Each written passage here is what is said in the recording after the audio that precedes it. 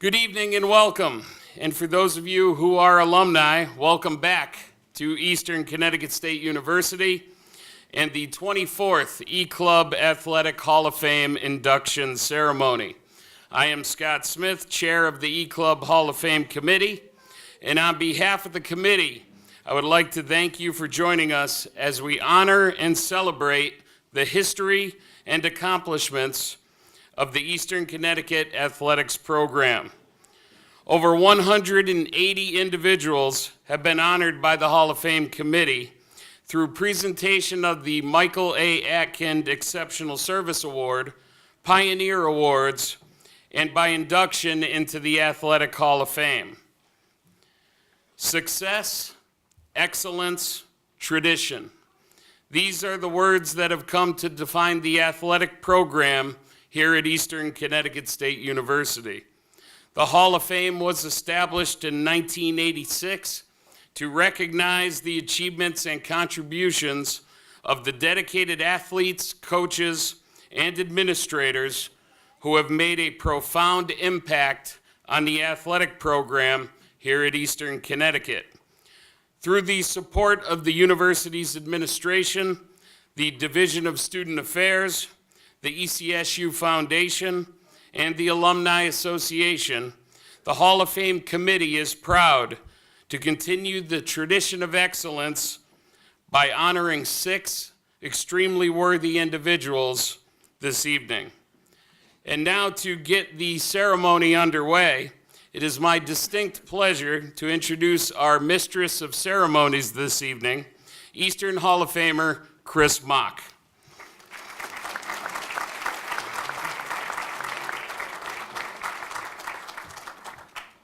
Thank you, Smitty. Good afternoon and welcome. This is such a wonderful occasion, and I am honored to have been asked by Chairman Scott Smith to be part of this prestigious event. I always enjoy returning to Eastern to see friends, former teammates, and reflect upon my time at Eastern, which was such an important time in my life.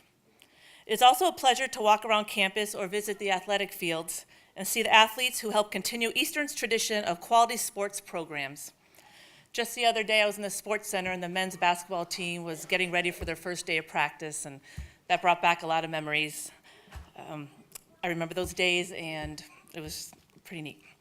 For those who have attended the Hall of Fame inductions in the past, you will notice that the usual staple at this event of the last 10 years, Bonnie Edmondson, is not here as your MC. Unfortunately, Bonnie was unable to attend the event this year, but I'm happy to pitch hit for her, so to speak, as one could never fill her shoes. For those who do not know Bonnie, Bonnie graduated in 1987 from Eastern and qualified for the U.S. Olympic team in 1992 in the women's hammer throw.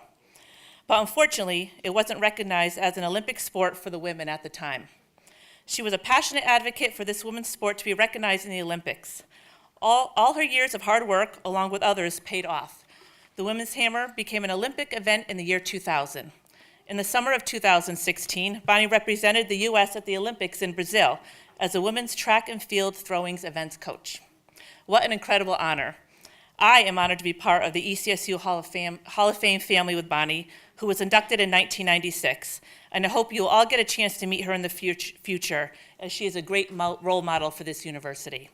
Bonnie, you are missed today. I graduated from Eastern in 1991. As a walk-on, I played softball for 4 years under new head coach, the late Jeff Anderson, and was part of the first class to go through the program for 4 years with Jeff at the helm. During that time, our team went to the Nationals each of those 4 years, never finishing lower than third, coming in second twice, and took home the national title my junior year, the same year the baseball team won their national title. It was an incredible year for Eastern sports. I was unable to play basketball initially due to injuries I incurred during high school, but was able to play my junior and senior year for Coach Bob Miller, where I feel I was at the right place at the right time to make a difference. My senior year, the team went to its first nationals. We came in third that year, as they played consolation games at the time, and I was able to end my career with a win, which is not something everyone gets to do. So that was pretty special. If I had to do it all over again here at Eastern, maybe I would change a few things, but I would never change choosing Eastern as my alma mater. As I've said many times, the biggest regret I have is not coming back after I graduated for another year of eligibility to play basketball. And I was going to ask Coach Beerley if it was too late, but she's not here, so I'll have to catch up with her another time. I look forward to hearing more about and from the honorees that are being inducted into the E-Club Hall of Fame today. Each honoree has made a difference and were chosen as validation of their talents, hard work, teamwork, dedication, and commitment they made to the sport or sports on which they played. They have excelled in athletics and in life and exhibit the qualities of true champions. They should feel proud of their accomplishments. Congratulations to all the honorees and those who were instrumental in their success. I truly hope you enjoy this special day. It is very well deserved.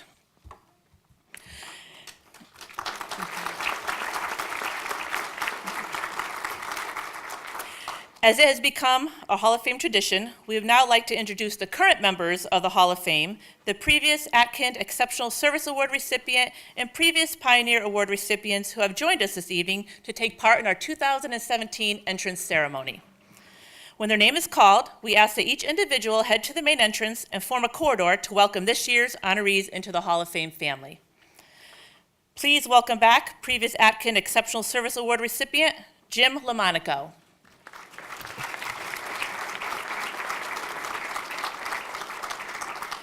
Please welcome back previous Pioneer Award recipients, Jared Beasley and Noheimer Robinson and Trenton Wright.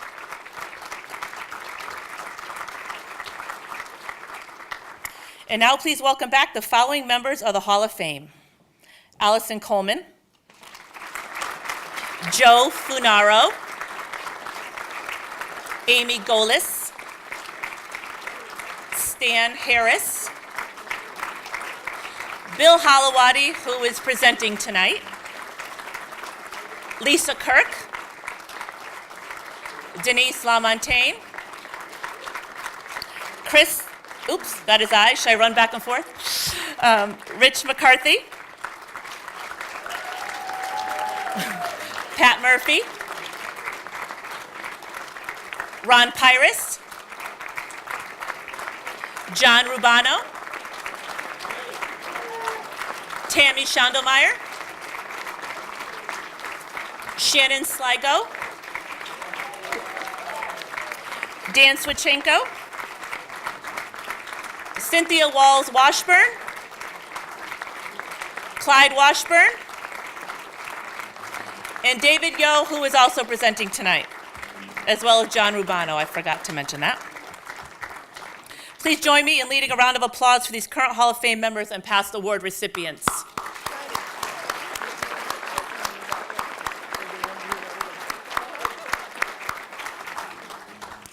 Now please direct your attention to the main entrance in the back of the room as we formally introduce our 2017 honorees.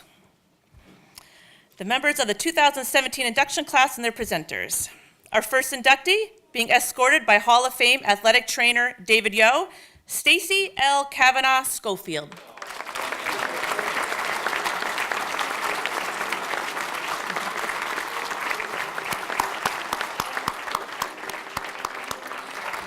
Our second inductee, being escorted by former teammate Christina Amato Turner, Ashley N. McFetridge Snedeker.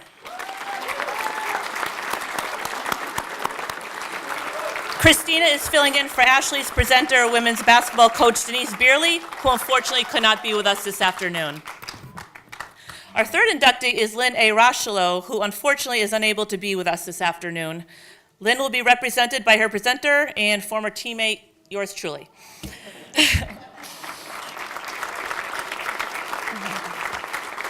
Our fourth inductee, being escorted by Hall of Famer and former athletic director and baseball coach Bill Holowati, Joseph G. Surface.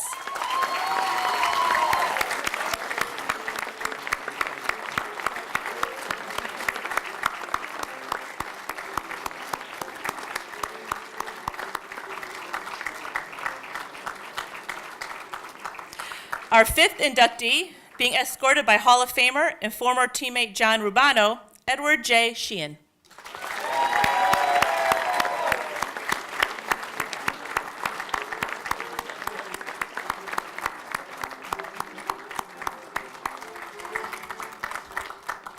Ladies and gentlemen, the Hall of Fame induction class of 2017.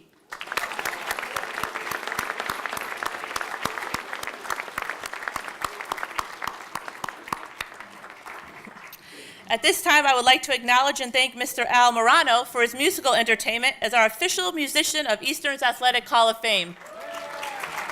Thanks, Al, for sharing your musical talents with us every year. It is now my pleasure to invite to the podium a popular member of Eastern's community, Father Larry LaPointe of Eastern's Campus Ministries, to deliver the invocation. Welcome, Father Larry.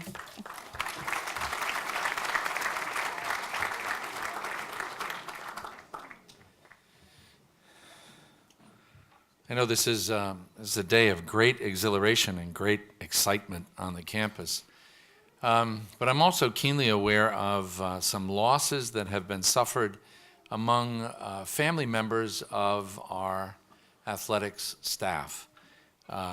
Julie Alexander's mom, David Yo's mom, Tom Holton's dad. I know that coaches and families play such an important part in the development of an athlete's spirit. You know, that is also an important part of success. The physical training, but also the strength of character and spirit characterize our best athletes. So I wonder if, before we do a little invocation, if we would just pause for a moment of silence to remember all those who have gone before us, who have made us who we are.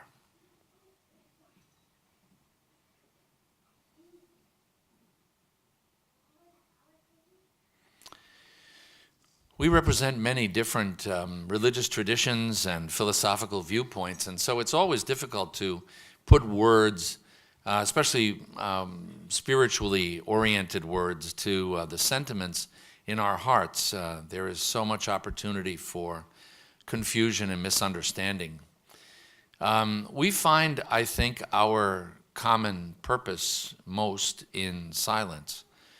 Remembering the triumphs of the past, the lessons learned from challenges that were met, that may have seemed at the moment to be defeat, but ultimately proved themselves to be the foundations of success. Remembering those moments and remembering the honorees and those others who have played an important part in the lives of our athletes here at Eastern. A program that is an exceptional program, is perhaps best honored in a moment of silent reflection. So I invite you, if you would, with cheerful hearts and with tremendous gratitude for the accomplishments of these honorees, but also of all of those in our athletic programs, both the athletes themselves and their coaches and the staffs that support them. Let us pause for a moment then with gratitude to remember them in warm affection.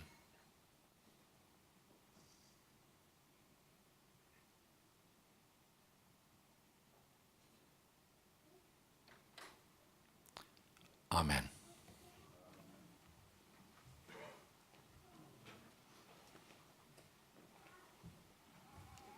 Thank you, Father Larry. We now have a couple special guests who would like to offer some welcoming remarks. First, it is my honor to introduce the Interim Vice President of Student Affairs, Walter Diaz. Welcome, Vice President Diaz.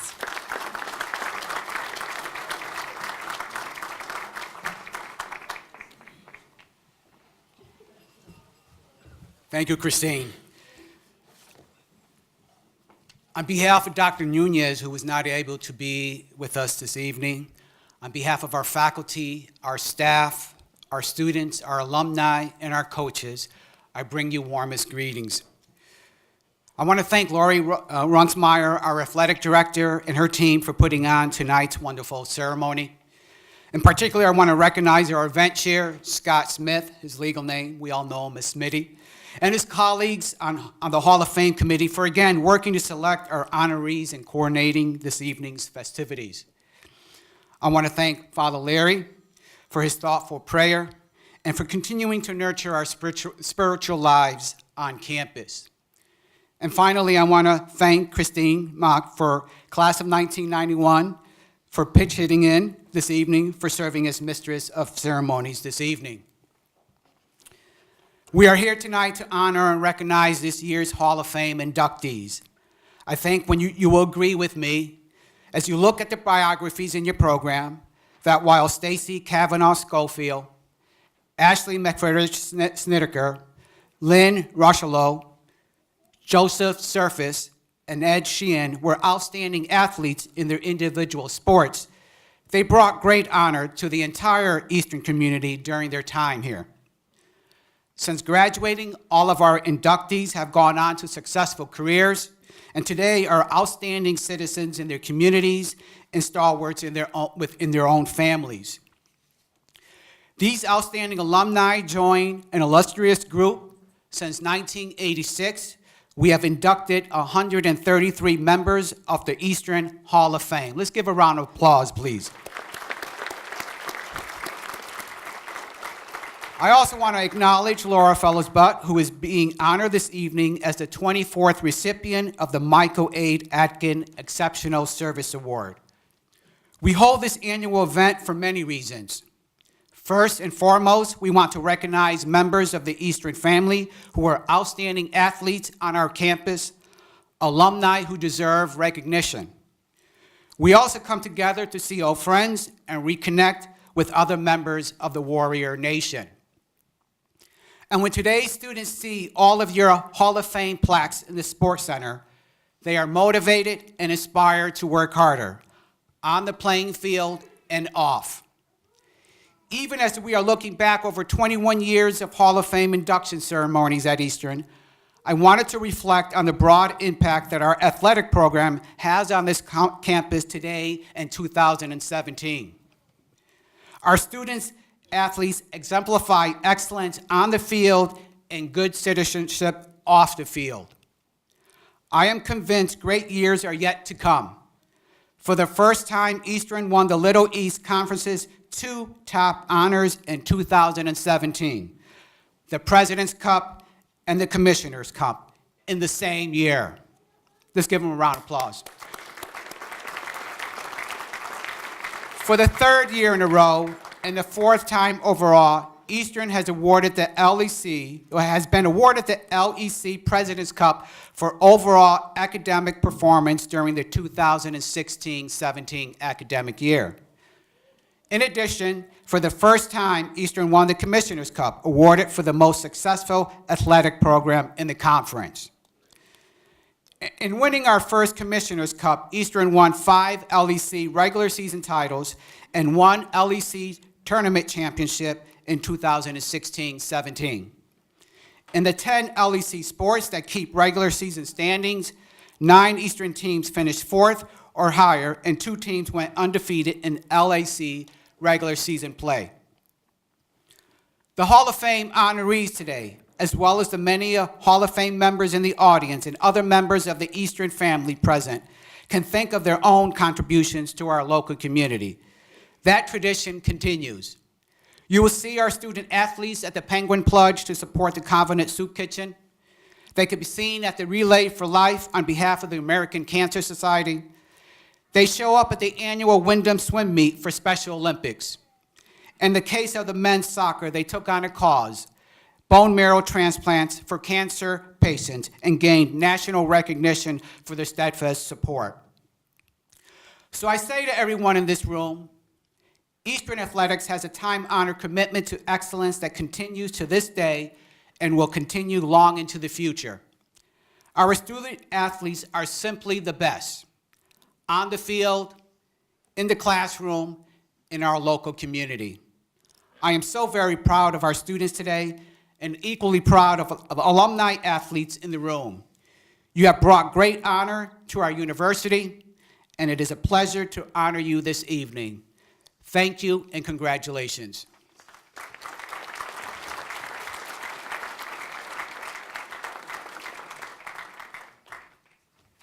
Thank you, Vice President Diaz. Now I would like to invite to the podium the Director of Alumni Affairs, Mr. Michael Stenko. Welcome, Michael.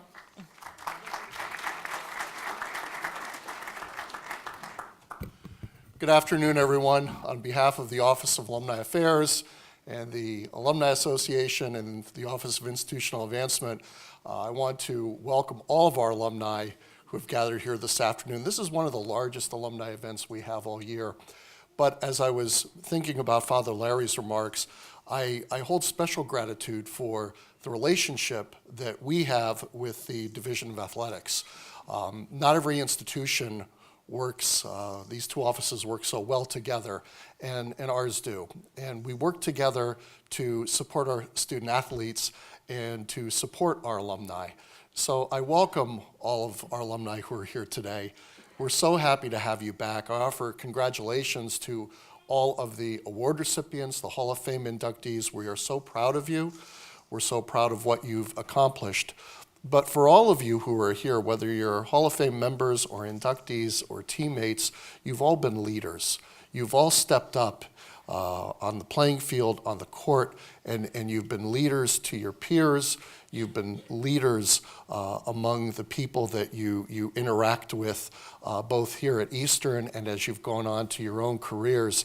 And you continue to be leaders to our student athletes. And it's by your example, and Dr. Diaz mentioned looking at those Hall of Fame plaques, you do have an impact on our student athletes.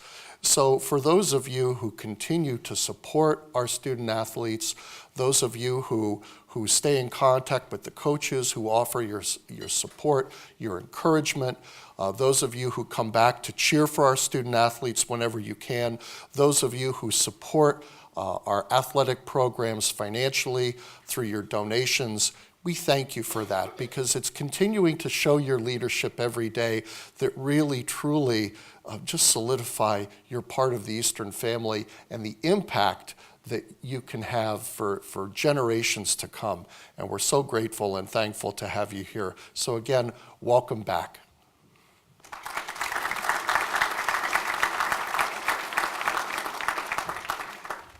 Thank you, Michael.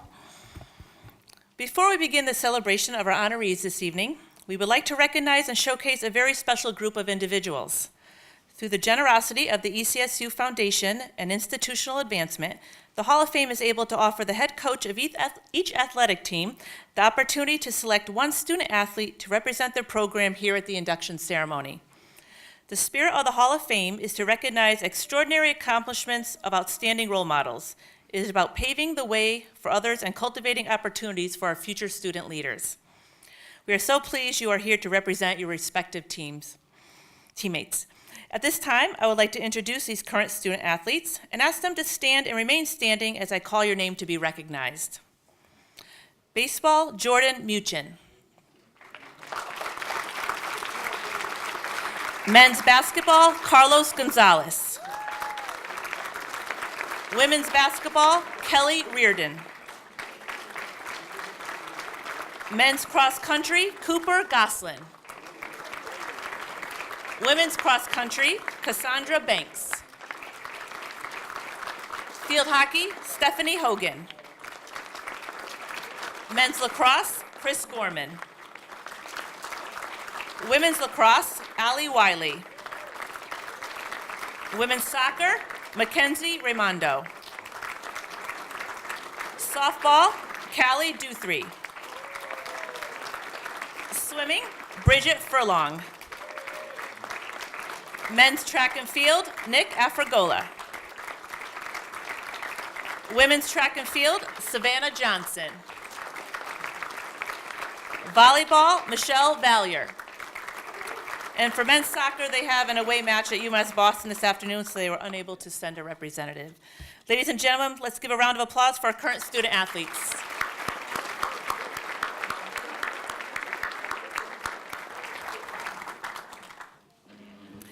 It has become a tradition at the Eastern E-Club Hall of Fame to recognize our major athletic awards given to student athletes for their performances last year. I will ask each athlete to come forward as I read your name to receive your award and have your photo taken with our Director of Athletics, Lori Runksmeyer.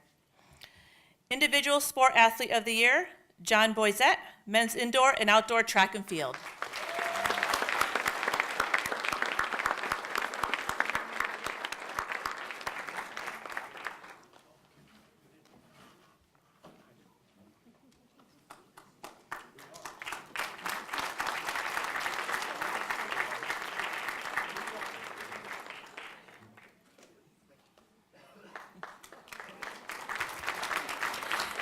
Individual Sport Rookie of the Year, Ariane Brown, women's indoor and outdoor track and field.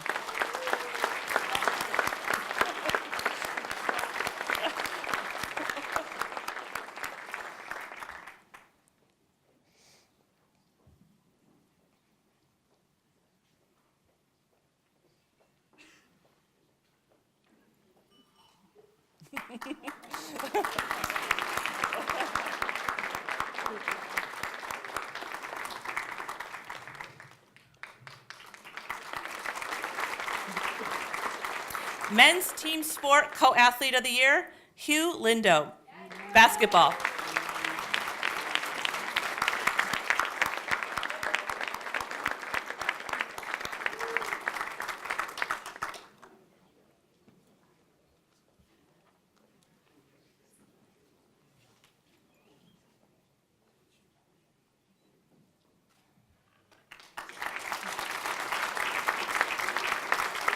Men's team sport co-athlete of the year, Alex Zachary, baseball.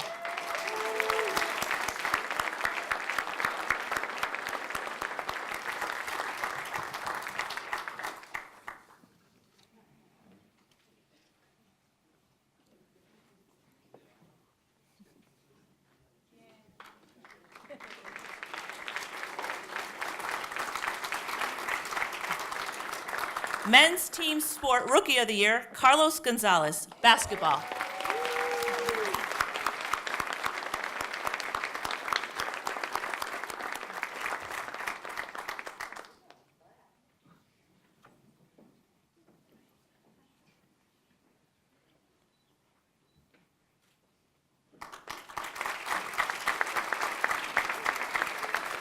Women's team sport athlete of the year, Paige Schneider, lacrosse and field hockey.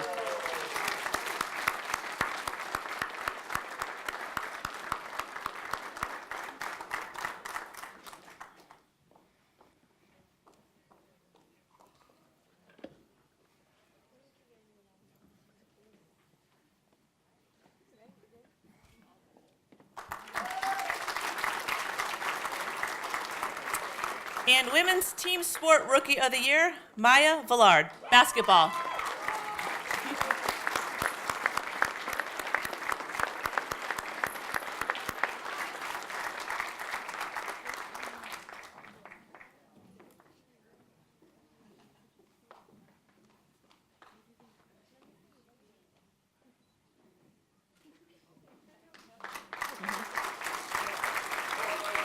Please join me in another round of applause recognizing the great accomplishments these student athletes posted last year. Congratulations.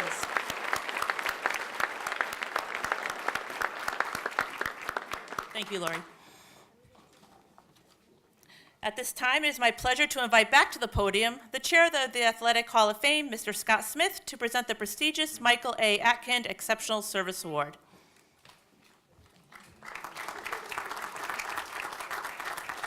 Thank you.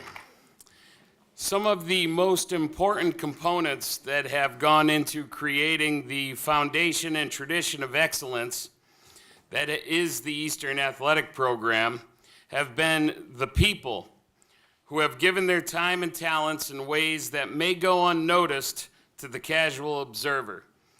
It is these individuals who may or may not have a direct connection to the university or any one of its athletic programs, but have consistently gone above and beyond to provide the support, knowledge, and the all-important, whatever is needed, work ethic essential to run a successful athletic program. To honor these individuals, the Hall of Fame Committee established the Michael A. Atkins Exceptional Service Award, which by definition is presented to an individual demonstrating a standard of loyalty and commitment to Eastern Connecticut Athletic Program as exemplified by Michael Atkins. Michael was a longtime university volunteer who helped supervise and take care of baseball's Alumni field until his untimely passing on August 7th, 1991. This year's recipient was a mainstay in the Office of Admissions, serving as the key contact for the coaches and their prospective student athletes throughout her 27 years here at Eastern. Numerous student athletes who had an admissions office appointment between the years of 1980 and 2007 had the good fortune of meeting with Laura Fellows Butt. As an alum, Laura was passionate about Eastern. She had that special ability to connect quickly with student athletes during their meetings in the old Hurley Hall admissions office. She became a vital asset to all of the coaches in the Department of Athletics, especially for the way she became invested in the individuals she met with, frequently helping seal their decisions to come to Eastern and continuing to be a source of assistance for them throughout their college careers, and many of those student-athlete relationships are still maintained today. Additionally, due to her proven interest in helping the athletic programs with their recruits, Laura was offered a tremendous opportunity by former Director of Athletics and baseball coach Bill Holloway to voluntarily join the E-Club Booster Club and then the Hall of Fame Committee, both of which she agreed to join. A great deal of her spare time was then spent in meetings or at athletic events, basically doing whatever needed to be done. It is for these efforts and her longtime devotion to our student athletes and athletic programs that certainly make Laura a worthy recipient of this award. On behalf of the Hall of Fame Committee, it is my pleasure to present the 2017 Michael A. Atkins Exceptional Service Award to Laura Fellows Butt.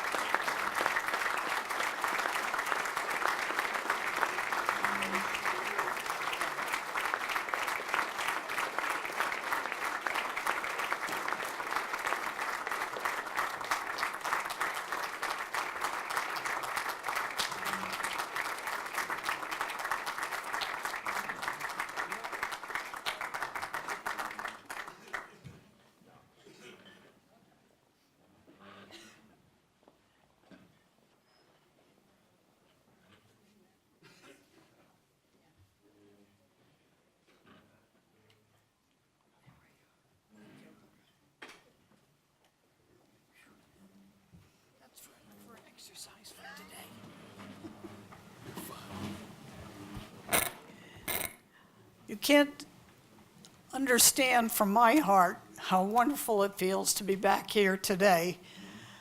I've been retired since I did a bungee jump, as my husband likes to tell it, down our cellar stairs. The only problem is you need more of a distance to do a bungee jump than cellar stairs, and you should hook up the cord. None of which I did, so that did a lot of damage to my arm and this hip.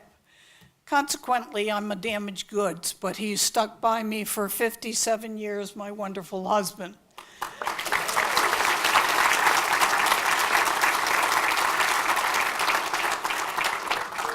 I've been fortunate to make friends here with a lot of people.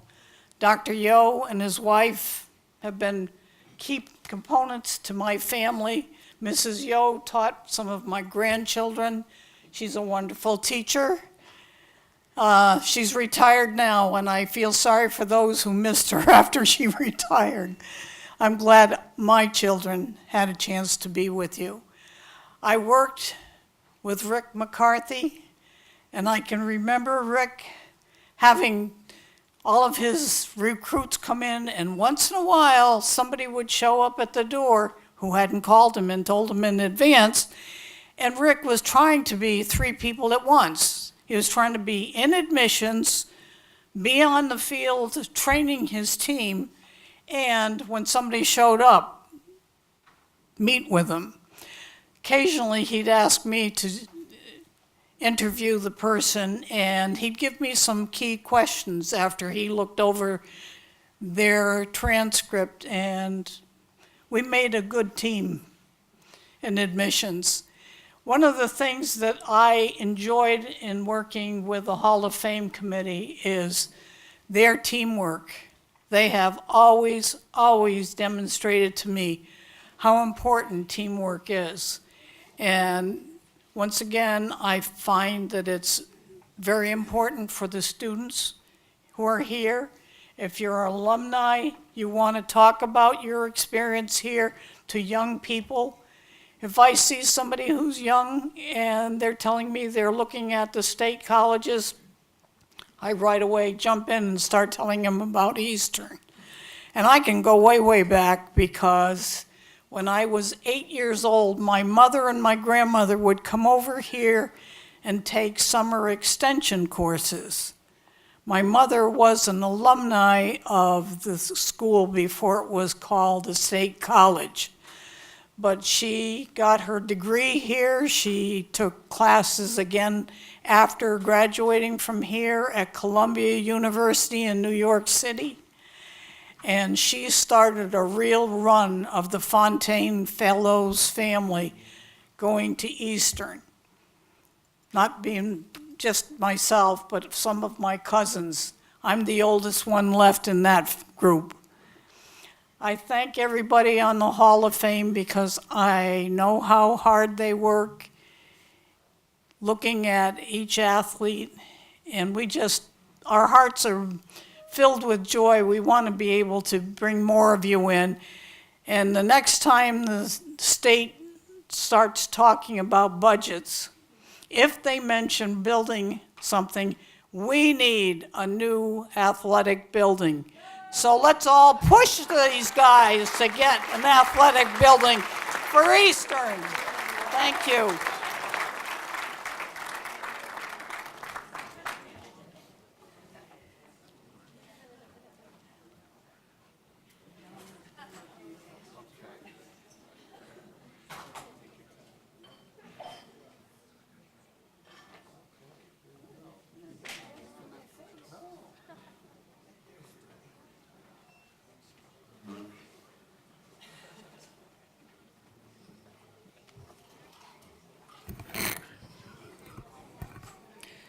Thank you, Smitty, and congratulations, Laura. Very well deserved, and we hope you have a speedy recovery.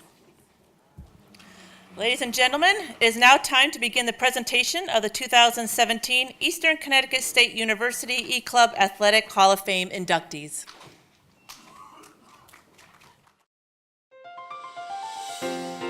Stacy Cavanaugh Scofield's credentials as a 4-year starting soccer goalkeeper alone would have made her a bona fide candidate for E-Club Hall of Fame induction. Throw in a 4-year career as a starting softball infielder and superior work in the classroom, and her selection is considered a no-brainer. In soccer, Stacy started all 70 matches in which she appeared, earning all Little East honors 3 times and all New England recognition as a junior when she led the Warriors to a 15-4 record and second of 3 straight postseason tournaments. As a senior, she backstopped the team to its first NCAA berth in 14 years and to its first Little East regular season and playoff championships. 13 seasons following graduation, Stacy's 48 wins in goal still rate first all time, 17 more than her nearest competitor. She also remains the program's all-time leader in starts, shutouts, saves, and minutes, and she is among the top 3 in appearances, goals against average, and save percentage. In softball, Stacy started 122 games with a .285 career average and amassed 96 career hits and 281 assists, second all-time at the time of her graduation, despite missing 22 games as a junior. Good afternoon. I'm Dr. David Yo, and I was very honored when Stacy Cavanaugh Schofield asked me to act as her presenter for her induction into this year's E-Club Hall of Fame. I clearly remember the joy of having Stacy in my athletic training class in 2002, and then having her work as a student athletic trainer for me for 3 years. Stacy was so upbeat, always smiling or laughing. She had a constant positive attitude. In returning to play 2 sports at Eastern, after incurring 3 surgeries from athletics at Eastern, she was a great example to her teammates of pride and hard work. Stacy had an infectious enthusiasm and a natural and genuine connection with teammates, classmates, coaches, and staff.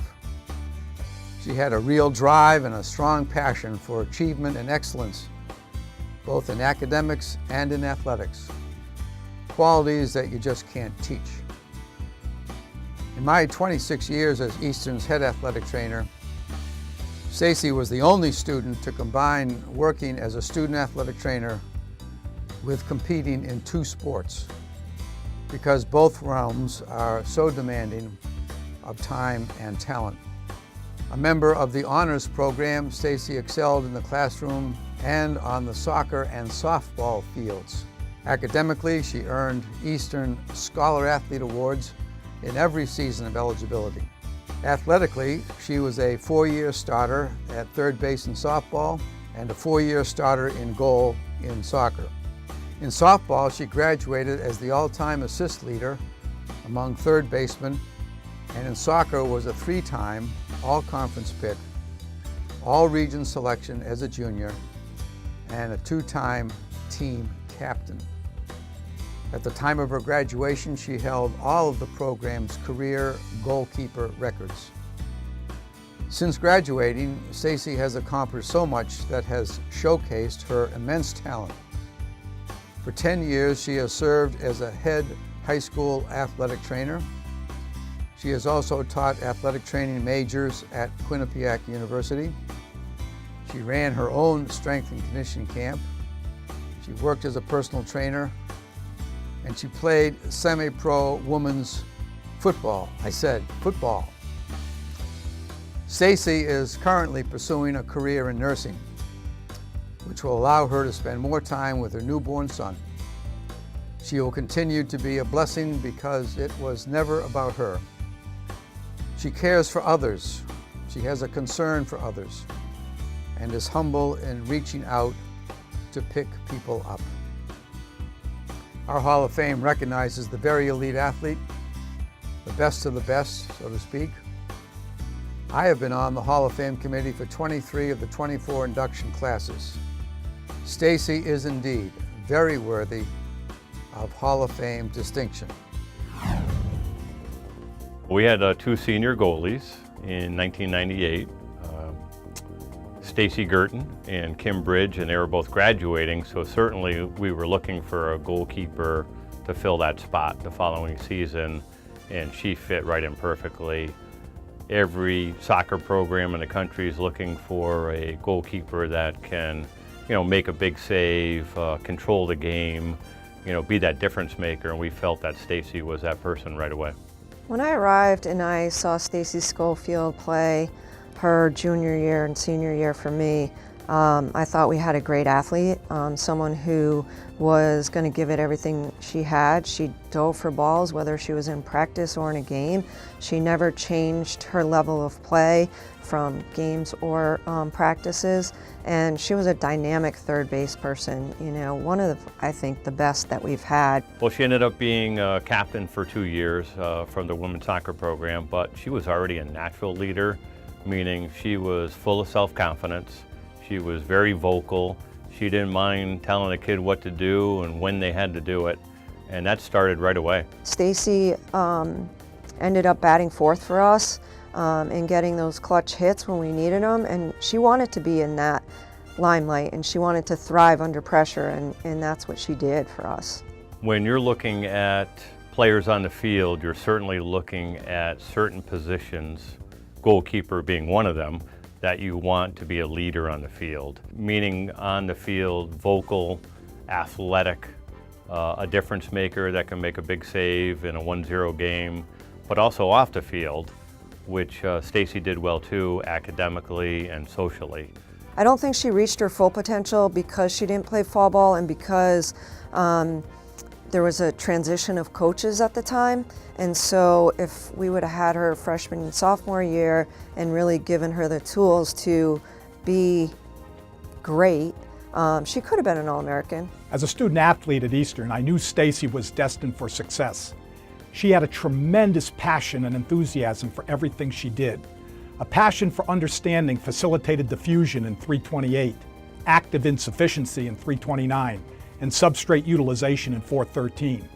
In my 37 years teaching exercise science here at Eastern, I have had only a few student athletes get A's in 328, 329, and 413.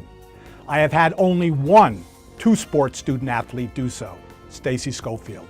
Stacy, your countless professional accomplishments have brought our programs here at Eastern great pride. Best of luck with your future endeavors, and never forget, it's great to be alive. It is with great pleasure that I present for induction into the 2017 E-Club Hall of Fame, Stacy Lynn Cavanaugh Schofield.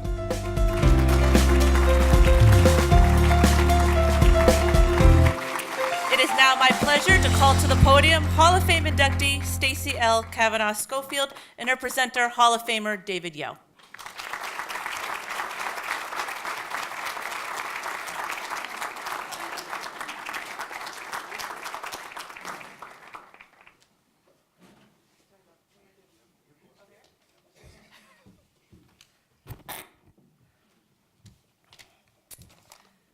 I'll try to keep this to 4 minutes.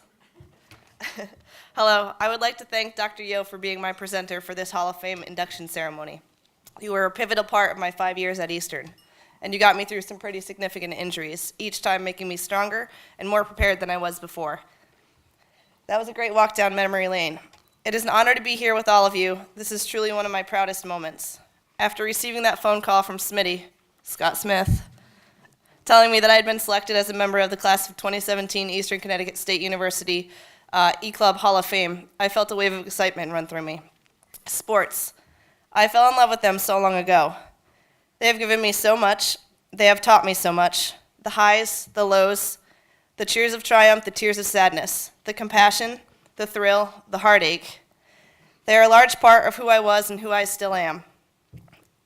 My time on the fields at Eastern were some of the greatest moments and some of the very best memories that I will ever have. I truly believe, however, that no one gets to a night like tonight without the support of family, friends, coaches, and mentors. I would like to thank my coaches, Coach Pepin and Coach D. The drive and focus you both helped instill in me are carried with me every day of my life. The countless hours you both put in to not only make your athletes the very best athletes that we could be, but also, and maybe even more importantly, the very best people that we could be. That's something a simple thank you will never suffice. I would like to also thank Dr. Swinchenko, the legend.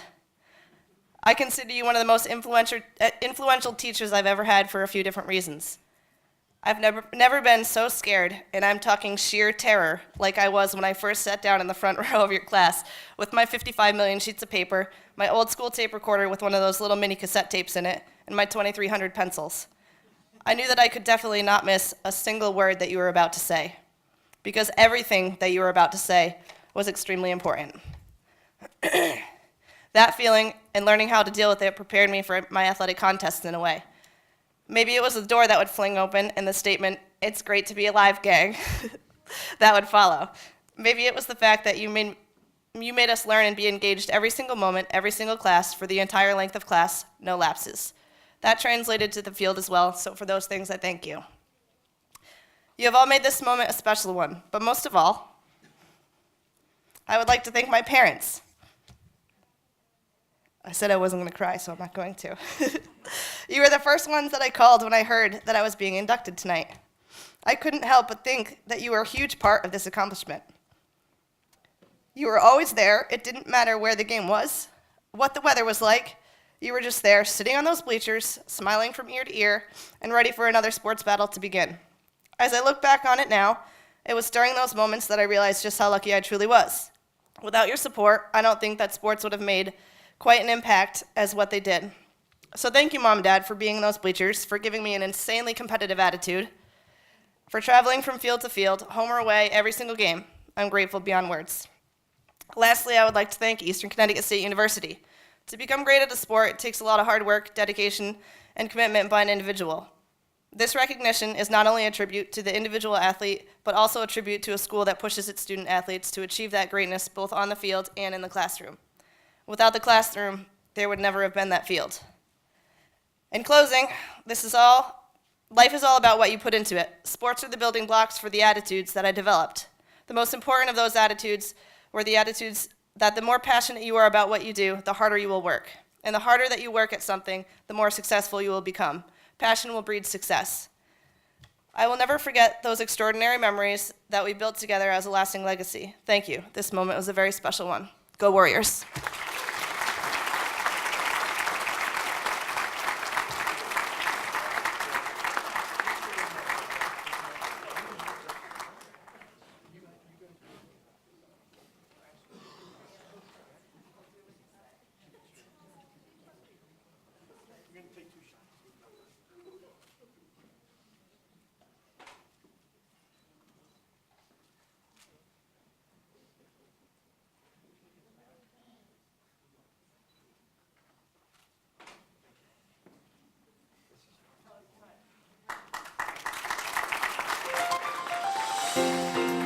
With 2009 Basketball All-America and two-time Little East Player of the Year, Ashley McFetridge Snedeker, the Warriors posted 3 20-win seasons and an overall record of 86-27. An athletic 6'2" center, Ashley became only the 3rd different individual in program history to earn first-team WBCA All-America honors as a senior, when she was also named ECAC Player of the Year and repeated as WBCA All-District and Little East Player of the Year.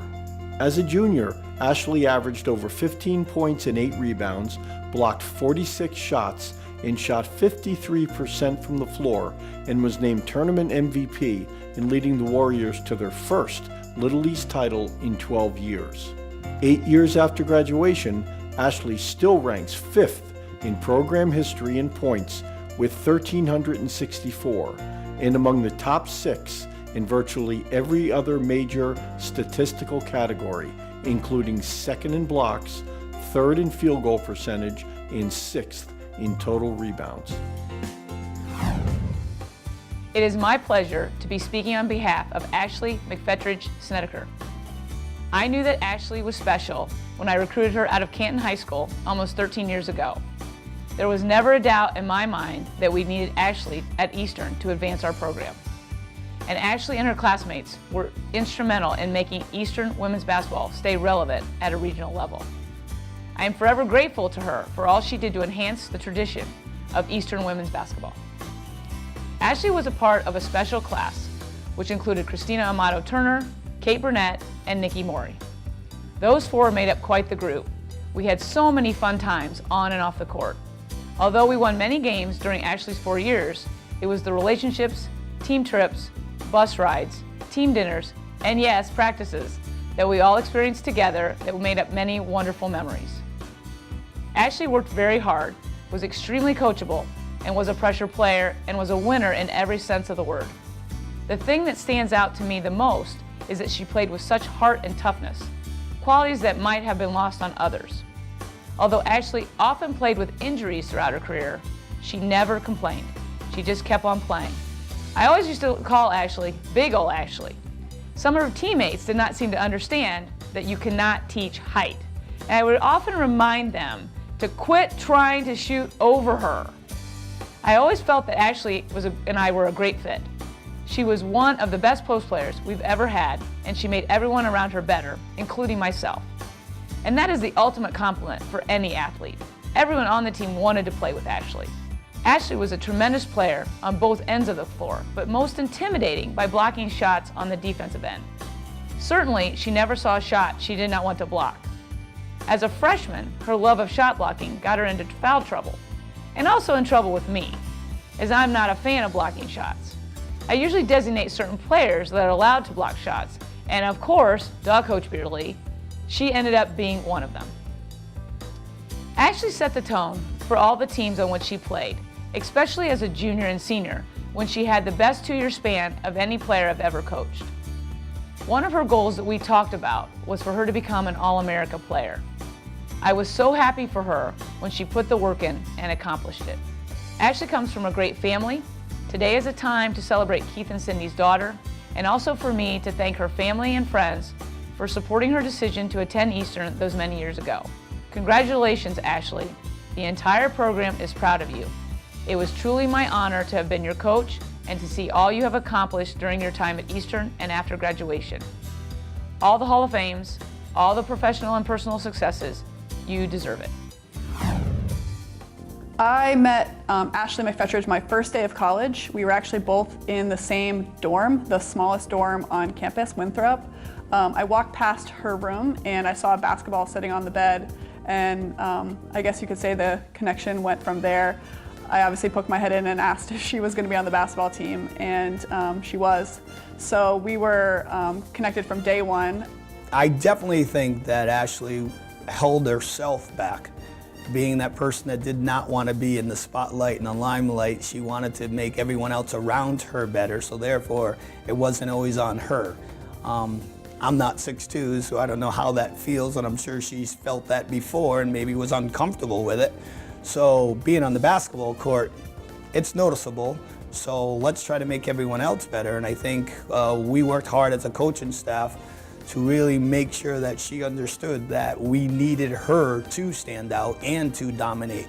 She was one of the best basketball players that I ever competed with, but she's also one of the best teammates I ever had as a person. She is, without a doubt, the hardest worker out on the court, and the person that really leads by example as opposed to just saying what you should do. She not only kind of walked the walk and talked the talk, but she really did lead our team all 4 years that we were there. But I think her senior year was really, she knew she needed to be that person and come out, and she stepped it up. And obviously with the honor she got, it showed. Ashley was without a doubt one of the most clutch players on our team all 4 years. From the start, as even a first-year athlete, she was on the court making a big impact for the team. She was the go-to player. She always came through. If you got her the ball under pressure, she could finish it, and she made the right decisions with the ball. So you knew if you got it into her hands, we were going to be in a good place. I know that she got along with everyone, so that gave her that drive to realize, I want to be that person when you need me and you want to count on me. That's me. I need to step up and I need to be that person. I'm not going to let you down. I'm not going to let myself down because it's not a good feeling. You could tell that she had that drive to improve her game, and I stressed a lot about taking care of your weaknesses and build upon your strengths. And Ashley, I believe, bought into that, and she just worked tirelessly to do. I know there was a few practices where she asked that could we divide up from post to guards so that she could work on the game, and we, as I used to say, my bigs, work on that part of our game to make us a successful unit. She had a lot of injuries throughout her 4 years, but she never sat out. At one point she was playing with 2 broken hands.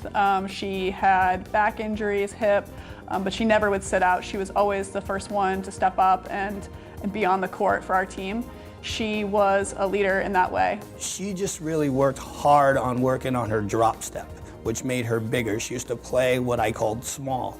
She just tried to turn and dominate someone, where I really taught her to use her hips and her back and her butt and really get into it and drive someone away and put it in.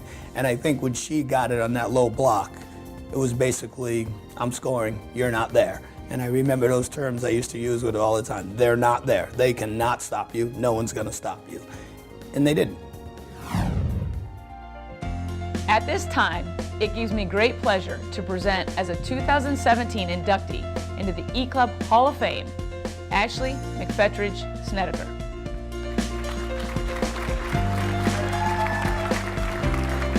It is now my pleasure to call to the podium Hall of Fame inductee Ashley N. McFetridge Snedeker and her presenter Christina Amato Turner.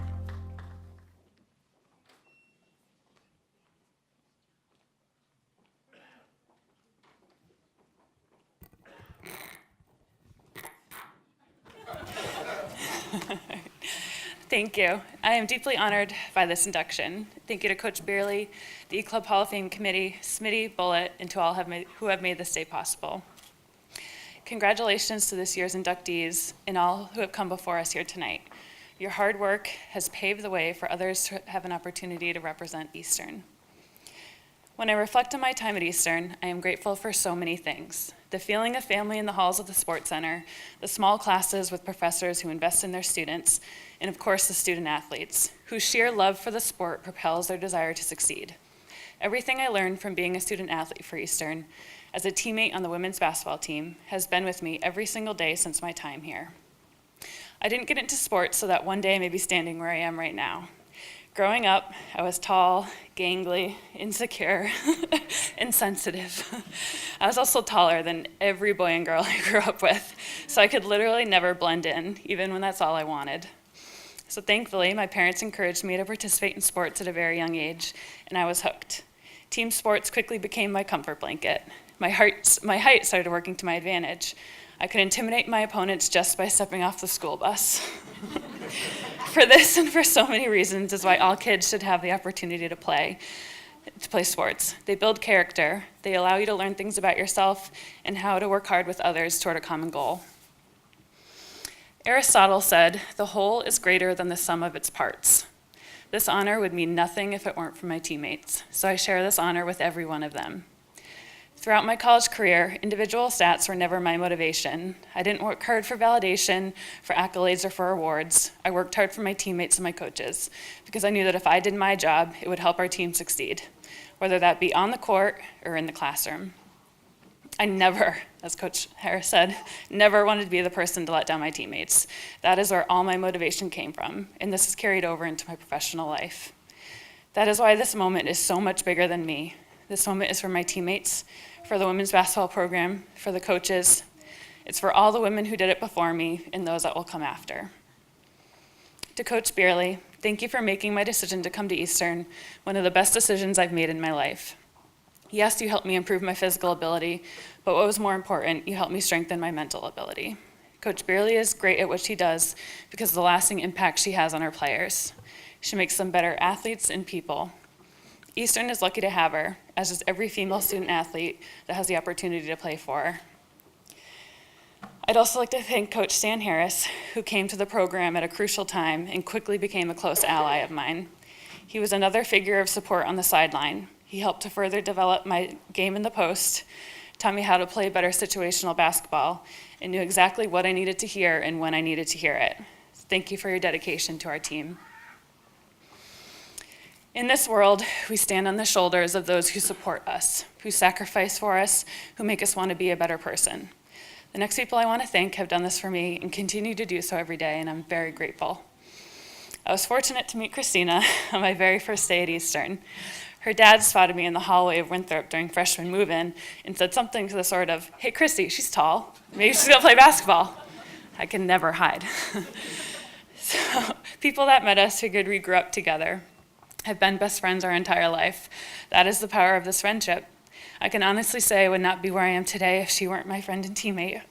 She makes everyone around her want to be better, to do better, to reach goals and keep climbing. And I am so lucky she is my person. I'm not gonna lie to all you here tonight.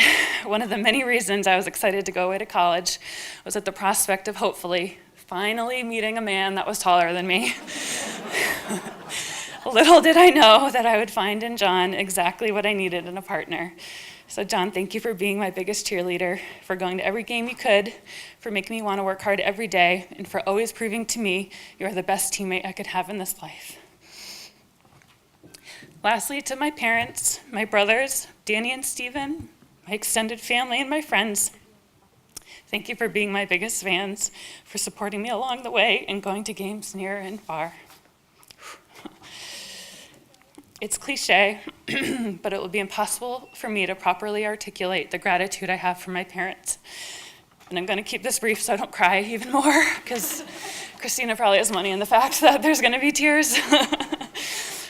So my parents sacrificed on a daily basis so my brothers and I could try new things, so we never felt as though we were missing out. So thank you, Mom and Dad, for being my foundation. I will never stop trying to make you proud. I want to do justice to every time you believed in me. I am who I am today because of you. So thank you for this honor and allowing me to speak to you tonight. Enjoy the rest of your evening and be kind to one another.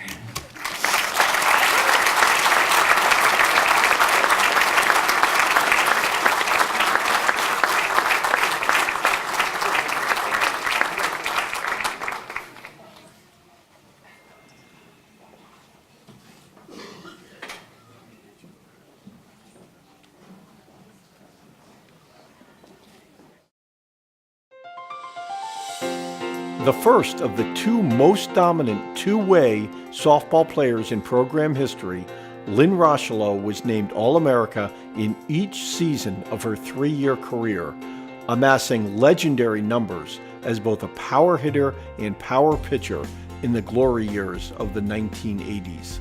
At 6'1" tall, Lynn was an imposing figure both on the mound and in the batter's box. As a pitcher, she won all 25 of her decisions up north in the regular season, finishing with an overall pitching record of 31 wins and 5 losses with a 1.24 ERA. As a first baseman and designated player who spent her career batting in the heart of an E-Club Hall of Fame batting order, Lynn batted .371 with 146 hits, 90 RBI, and only 9 strikeouts in 394 official at-bats. With Lynn, Eastern won 110 games with a winning percentage of 82%, captured regional championships each year, and finished first, second, and third, respectively, in national tournament play. Hi, my name is Chris Mock, and I am honored to offer these sentiments about my former teammate, Lynn Rochelow. I met Lynn in 1988 when I was a freshman at Eastern and she was a junior, and we played together as teammates for 2 seasons. She was one of the upperclassmen with whom I first became friends. Lynn's stature and fierce competitiveness on the field could be intimidating if you didn't know her. This was good for us, but not so good for our opponents. Her stats speak for themselves. She was an amazing player. You obviously are doing something right to become a 3-time All-American. She was a talented player without a doubt. With her strength, she threw the ball hard as a pitcher. I mean, really, would you want to be a batter facing this intimidating 6'1" pitcher who threw gas from 40 feet away? I'm glad she was on my team. Today, players with Lynn's size and ability are being offered full scholarships at the Division I level, but this was not the case in the mid-1980s. In 1984, Lynn was recruited to play at Eastern by Jeff Anderson, the assistant coach at the time. Both were Fairfield natives and had played in high school for legendary Coach Ed, Lynn in volleyball and Jeff in basketball, at Andrew Ward High School in Fairfield. In softball at Eastern, Lynn would work hard during her workouts with Riz, pitching coach John Risley, and the late Sue Warner, her catcher. Neither Riz or Sue could cut Lynn any slack during those workouts, but they always knew Lynn would come through behind that mound when needed, and we all knew that too. Whether playing the field or at bat, Lynn was someone you could count on to come through for you. During her senior year in 1989, my sophomore season, if she wasn't pitching, she was playing first base. Between watching Lynn, an E-Club Hall of Famer and All-America first baseman Marianne Shumbo, the starting first baseman in 1988, I watched and learned how the position was to be played. I distinctly remember Lynn's confidence and composure at first base, and that was something I tried to emulate. Lynn had a way of catching that ball at first base with great confidence, instinctively knowing that person was out, then immediately throw the ball around the horn if no one was on base. Or, if there was a base runner, Lynn would remain alert, ready to throw that ball. This was something I learned from Lynn. She was evidently a great teacher and role model, and I was lucky enough to continue the tradition by being named to the All-American team as a senior in 1991. In Hawaii, when the team spent its spring trip playing 8 games during Lynn's senior year, 4 of us, including Lynn, roomed together. I remember having a lot of fun on that trip. I remember one time when Lynn was, well, I better not share that story. If you got to know Lynn outside the softball field, she was, and still is, a kind person who's actually soft-spoken unless you get to know her. And then if you get to know her, watch out. She would get you laughing with the stuff she would say. Like that one time we were in the dugout and she was talking. I better not share that story either.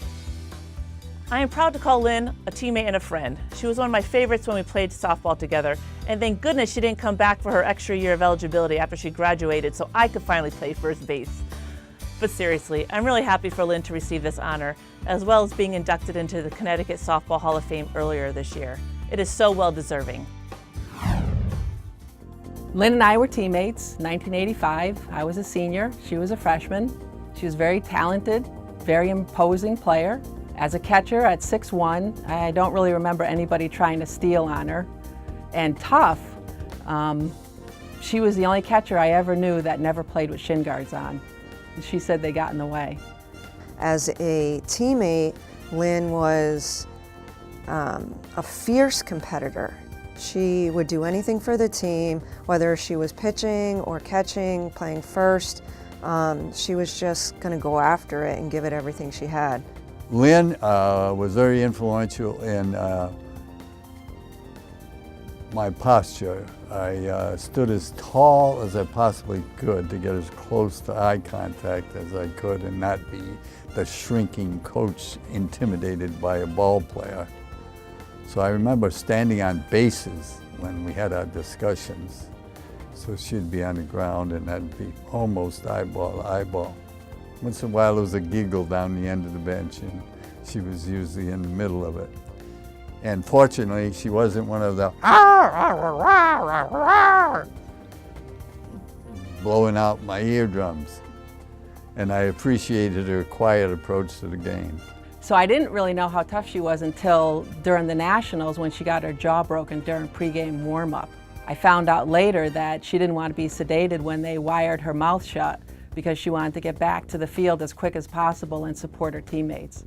And we played the couple of games, and sure enough, when it was done, I looked into the stands and there she was with her parents. It was amazing. The first three batters are Costa rips one to the left center, McGillicuddy rips one down the right field line, and Lynn bounces it off the fence on one hop. And there's three freshmen. Debbie Pelosi looks over at me. My goodness. It was like we got three Division I players right at the top of the lineup. Players don't come in anymore that are pitching at her caliber and catching for a pitcher who threw, 62, 63 at the time and had great movement from Kim DeRozier, and then go on and play first base. I've seen a lot of softball at, Division I World Series, and Lynn could have played there without a doubt. Lynn could have went to UCLA or Alabama and played and done extremely well. Not only just softball, pitches, catches, plays first base, hits the cover off the ball. I mean, she was just an unbelievable talent. Three-time All-American. That would be every year she played, she was an All-American. And I was privileged to be associated with all the Rushlows, Lynn, Donna, and family. At this time, it is my pleasure to introduce for induction into the E-Club Athletic Hall of Fame, Lynn A. Rushlow.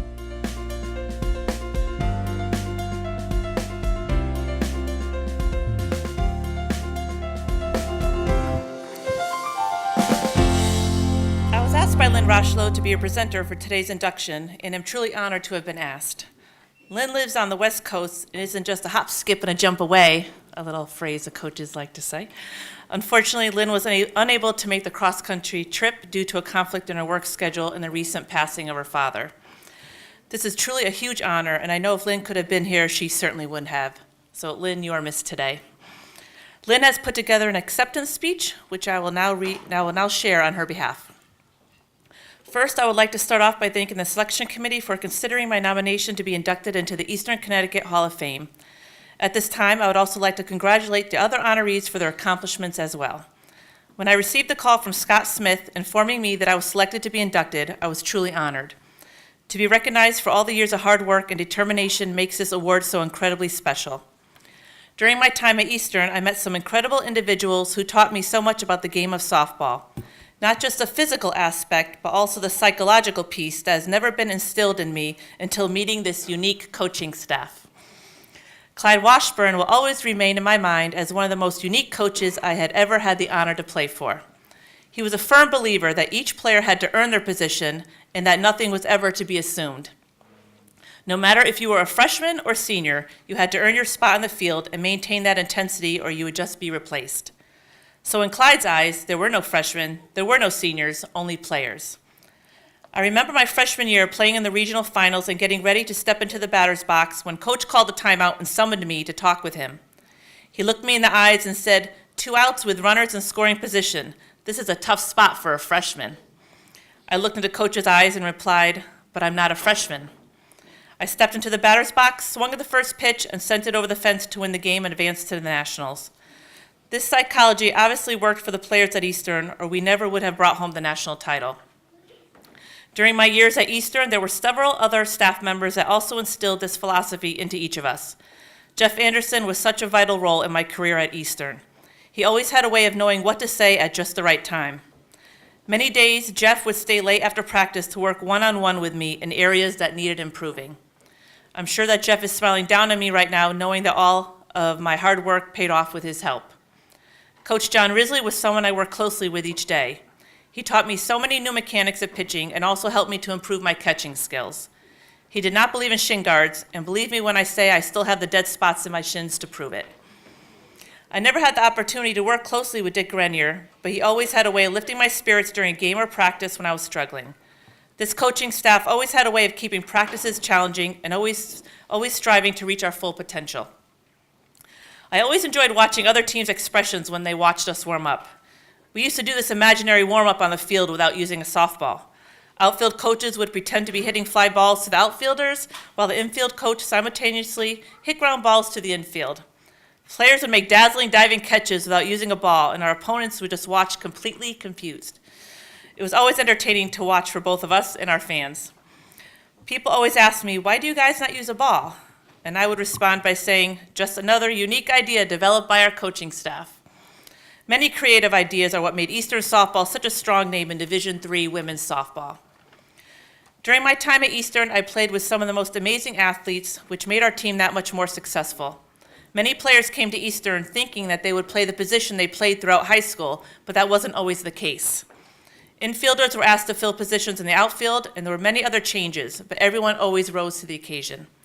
I truly was privileged to be able to play with some of the most elite athletes, to step on the ECSU field as a warrior.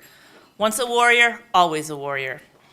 I sincerely would like to thank everyone on the coaching staff that made ECSU softball the dynamic softball team that is today. Under the coaching of Diana Pepin, who I am proud to say is also one of my fellow teammates, she will continue instilling the Eastern philosophy that has been such a tradition to the program. Eastern Connecticut will always be very true and dear to my heart. Thank you once again for the tremendous honor today and for including me as part of the ECSU softball history.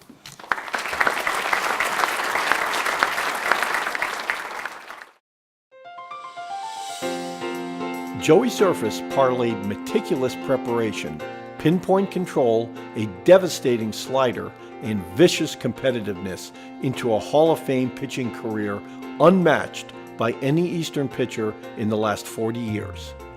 Despite standing 6'3" and weighing 205 pounds, Joey did not overpower hitters. He outcrafted them. In 53 career appearances, the two-time ABCA All-America won 34 games and lost only 4 with a 1.64 ERA and 7 saves, 219 strikeouts, and only 34 walks in over 300 innings. As good as he was in the regular season, winning 23 of 24 decisions, Joey was even better when the stakes got higher. In conference and NCAA tournament competition, the righty was 11-3 with a 1.20 ERA and completed 7 of his 11 starts. With Joey, Eastern won 3 conference and an unprecedented 3 straight regional championships. And with their sophomore hurling a complete game, 7-hit shutout, the Warriors claimed the 2002 national championship. Joe's Surface is not about numbers. Joe's Surface is about human being, about doing the right thing, about being a great team leader, about being a great person, great family man, great team man. It wasn't about individual. In order to win a national championship, It's got to be about a team. And Joe and the group of guys that Joe was around certainly was a great team. Everybody together, everyone achieves more. And with Joe and the group of guys that he was surrounded by, made that team special. And the 2000 team was certainly special. But all 4 years that Joe played, he made those teams better. It was a privilege to have him in our program. The way he cared about himself, the teammates, it was special moments for our program. And so I consider it a privilege to have worked with Joe Surface and that team at that time. And Joe is like a son of mine, was part of our family, and our family was our baseball team. And that era that Joe was involved in, and the group of guys we had there, certainly made coaching special and fun. To have a young man that was so driven on and off the field was special. And it made our program special, and it made that time special. So I was privileged to have those guys, and I certainly appreciate the moments that those guys were with me. It was awesome. So Joe, there couldn't be a better guy going into the Hall of Fame. I'm happy you're going into the Hall of Fame. You deserve to go into the Hall of Fame, and I'll be with you all the time. Take care, buddy. As a freshman, when Joe got here, he had the mentality to do whatever was needed to be done, especially on the mound. He knew the game, he knew his capabilities, he was prepared when he got on the mound, he could execute whatever he had to do. He's probably one of the most prepared individuals mentally that we ever had come into the program. Joe's leadership style was quiet but firm, I would say. He combined being the most talented pitcher on the team with also being the hardest working, which I think is a pretty unique combination. He never got in somebody's face, but you would look at him and know that he was going a little bit harder to try to make the guys behind him go harder. And it was easy to follow him in that way, where this guy who was accomplishing all the things that he was accomplishing was also the first guy to practice and the last guy to leave. He was just a mature individual. How he handled himself off the field directly correlated to how he handled himself on the playing field. Whatever the situation, he was always in control. Nothing ever surprised him, or if it did, he never let on. He was always even keel. It's easy to respect somebody who is passionate about what they're doing, who is doing it as hard as they can, and not boasting about it. And I think it's easy to look at Joe and say, this is somebody that could have been boasting about the things that he was doing and the streaks that he had and the ERA titles and the All-Americans and all of those things, but he never did. To get a kid to come in as a freshman, have 3 pitches that he could control for strikes and throw in any situation, to any location, to any type of hitter, was something very special and very rare at that time. He does everything to the best of his ability and doesn't leave it out. So as a pitcher, his persona was, I have a goal of being the best at this that I can be. I have a goal that we're going to win the national championship every year that we can. And everything that he did was meant to accomplish those things. And I think he mirrors that in his personal life, or I should say he mirrored that on the mound. In my opinion, Joe Surface would be one of the best pitchers ever in this program. Joe was clearly the most prepared, the most competitive, and the most ready pitcher at all times. Now, we often talk about pitching, that there's 3 ways to be really good: movement, velocity, and location. He excelled at 2 of those, movement and location. He could make a ball move the way he wanted to, when he wanted to, and he could put the ball where he wanted to, when he wanted to. And I think those 2 things, I mean, he didn't overpower people with velocity. I think he probably threw in the 85 to 87 range. But to get to AA with that velocity nowadays is pretty rare, and I think it's a testament to how great he was at the other 2 aspects of pitching. When we were heading into the championship game in 2002, I don't believe there was any doubt at all who was going to get the ball that game. We were leaving the field after the game the day before, and no matter who we were going to play, I remember Coach Holowati saying, "Surface has the ball." Yeah, so the very first game that Joe pitched when he was a freshman, he and I actually went out to dinner the night before, just kind of an impromptu go out to dinner. He ordered surf and turf, and I got a cheeseburger, and he went on to win the game the next day.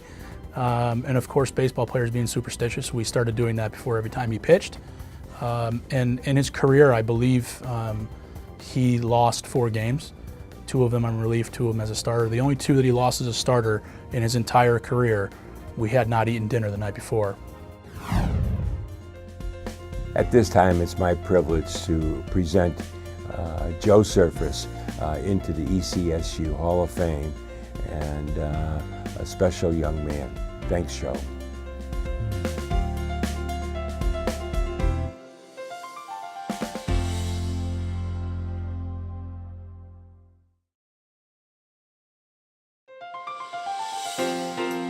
Eddie Sheehan's ability as a pure scorer has withstood the test of time. With his career total of 157 goals still unmatched 17 seasons after leading the men's lacrosse team to its last of 55 victories in a 4-year period. The program's first attackman slotted for E-Club Hall of Fame recognition, Eddie left the program ranked first in goals, points, and shots, with his offensive acumen sparking the Warriors to 4 straight Pilgrim League regular season titles, 3 straight league postseason championships, wins in 31 of 32 home games in the program's first 2 postseason tournaments. As a freshman for a second-year program in 1997, Eddie scored a team-leading 36 goals, powering the Warriors to a 14-2 record in their first Pilgrim League regular season and playoff titles. By the end of his career, Eddie had amassed the top 3 season marks for goals, including a career-high total of 48 coming as a senior. Also, he set records for the match record of 8 goals and the record for consecutive games with at least 1 goal, which he extended to 22 straight in the last game of his career in the semifinals of the ECAC tournament in 2000. Hi, my name is John Romano, and I am honored to serve as presenter for my good friend and former Eastern lacrosse teammate, Eddie Sheehan. As a senior captain at St. Joseph's High School in Metuchen, New Jersey, Eddie was the leading goal scorer in the state, and thus was recruited by a number of top lacrosse programs. Ultimately, he decided upon Eastern, which he felt was just the right place for him.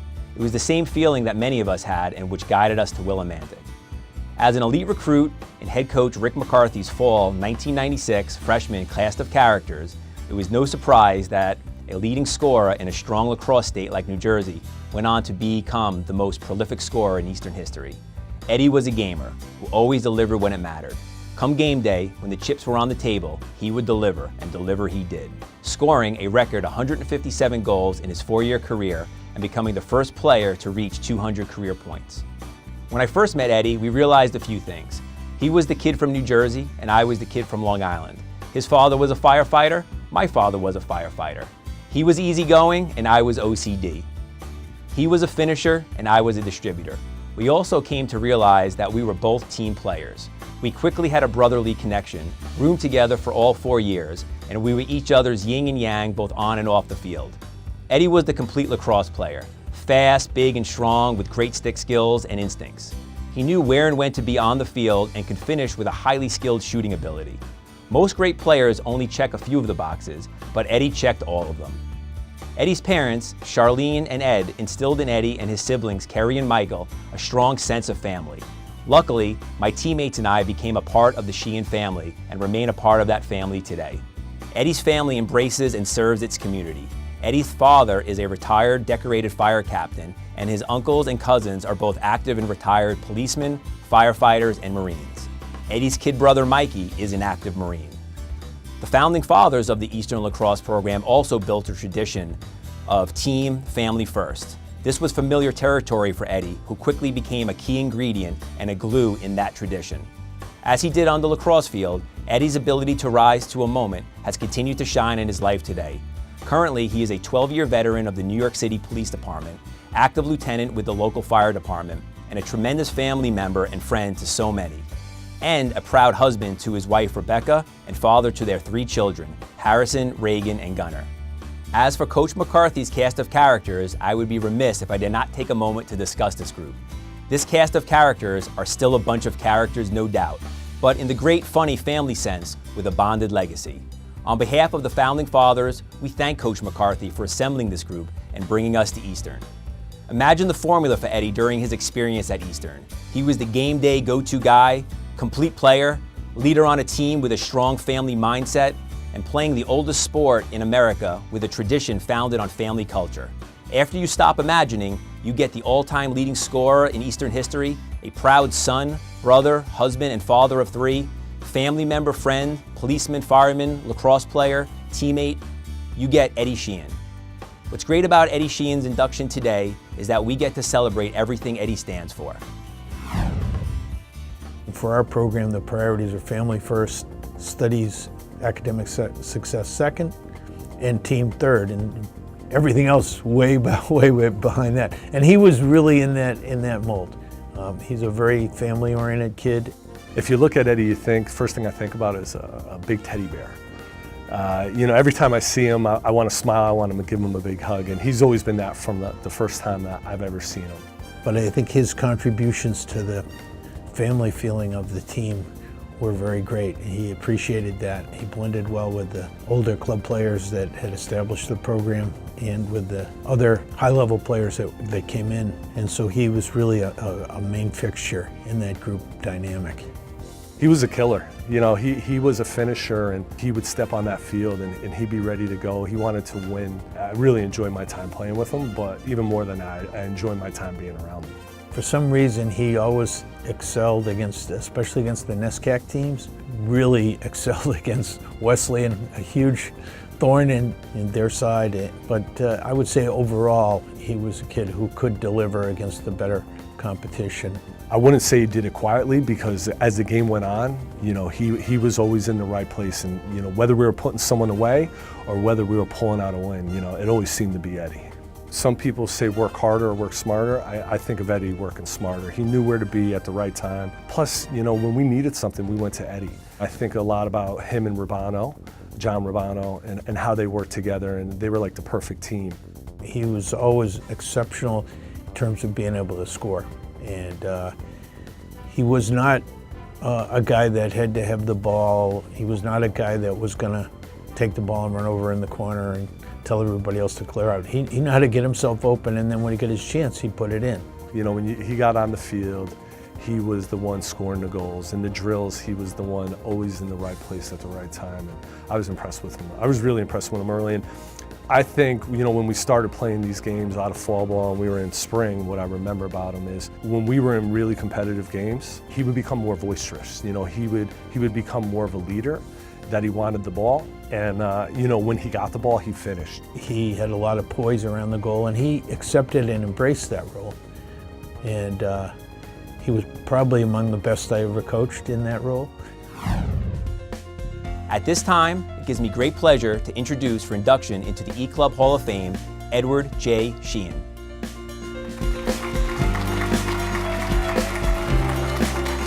It is now my pleasure to call to the podium Hall of Fame inductee Edward J. Sheehan and his presenter, Hall of Famer John Romano.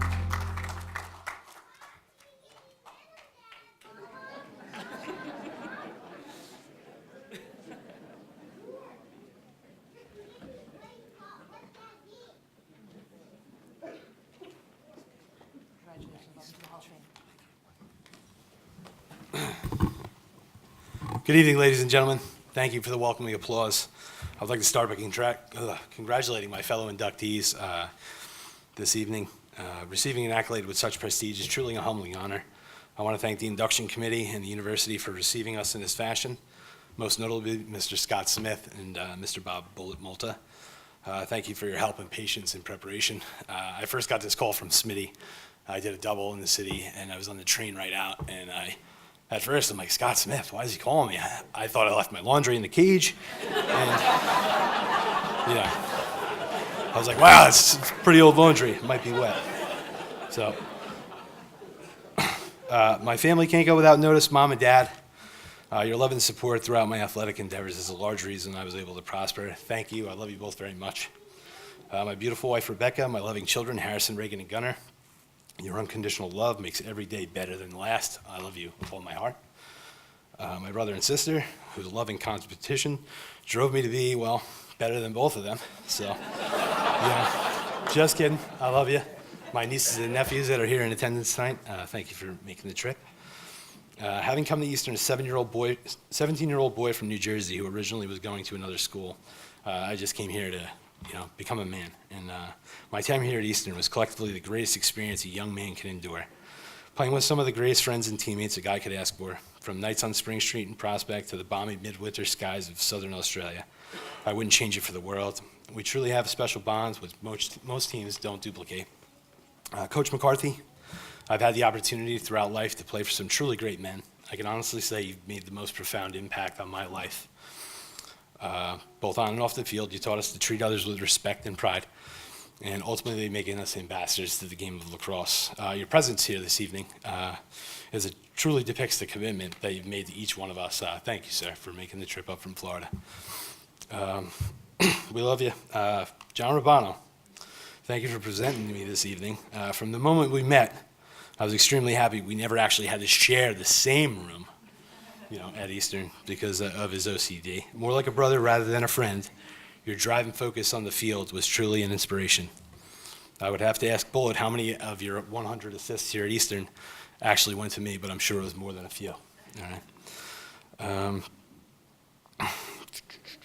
It's great to see us and our families grow together, me having all of my hair. So, all of my roommates throughout the years, you know who you are. There's too many to list. The memories on the field and the foosball table will never be forgotten. Mr. Dan Campbell, as both a teammate and a coach, your intensity and boyish charm truly scared me into playing the hardest I possibly could. Your success on and off the field, a true testament of your character. The old timers, you know who you are, who made this program possible, most notably Jared Beasley. To this day, you've always felt like family, and thank you for everything. My fellow attackmen, Scotty Berniker, Terry Francois, to name a few, the honor is shared with all of you. These guys drew most of the attention on the field, which made me look a lot better than I actually was. The defense, Shannon Sligo, you used to sprint down the field, hit me on the back door, and that's legitimately how it's supposed to sound. Ryan Cavanaugh, you're the glue that held us all together. All right, Mike Salvatore, Ken Graziano, Ryan Rotano. The defense is truly what made us only lose 10 games in the 4 years that we were there. So, Doc Yo, thank you for everything. Kept this burly fellow on the field. And Mr. Malta, thank you for using the term burly. The guys are getting a real kick with that. Doc, I now know that all those full-body ice baths weren't necessary for an ankle injury, but thank you very much in teaching me how to man up, So, there's too many to list, and my apologies. Believe me, you're not forgotten. They only gave me 3 minutes, which someone said 4 minutes. I was a little distracted by that. All right. So to those of you who have walked before me into the Hall of Fame, it's an honor to be mentioned in the same capacity. And to Chris Gorman and the current ECSU men's lacrosse team, it's great for us alumni to see that the tradition is still growing strong. Thank you very much. I'm the only thing keeping you from dinner and the Yankees, so go Yankees, go Warriors, all right? Thank you.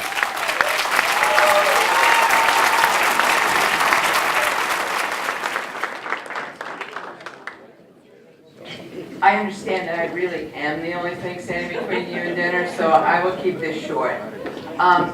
First of all, this night is always so special to me. I think when Smitty talked about Eastern's tradition of excellence, this epitomizes that. I do want to congratulate this year's class of inductees. Obviously, their accomplishments speak for themselves. But more than that, I want to say to everybody in this room, all of you have had a part in these people's lives and in athletics. And for that, we are all so lucky. So many people are not touched by athletics the way that we have been. And that is a gift that we have been given, and I hope it is something that you continue to pass on to the people in your life. It's easy to get caught up in what's wrong with athletics, This night was about what's right with athletics, and you're all a part of that. So thank you. I'd like to thank the Hall of Fame committee as well. As we all know, Smitty runs everything with this night, and as always, he did a great job. He did do one thing that I have to apologize for. There will be no bloopers video this evening. Bullet and the Eastern Sports Information Office would like to thank Lisa Hotaling from Media Services for contributing countless hours arranging, filming, producing, and editing the Hall of Fame induction videos that you watched this evening. Also, special thanks to the presenters and interviewees who volunteered their time and expertise, many of whom traveled to the Eastern Television Studio in the creation of these videos. Special thanks also to the Director of Media Services, Nick Messina. At this time, I'd also like to give a thanks to Chris Mott, who knocked it out of the park tonight as our MC in training. Chris, we have a gift for you. Please come and accept it.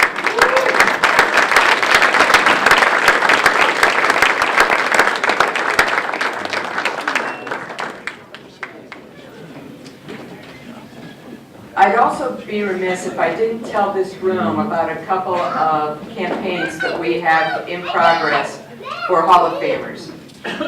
We are attempting to endow a men's lacrosse fund in the name of Coach McCarthy and a softball fund in the name of Coach Washburn. I'd like to ask them both to stand up.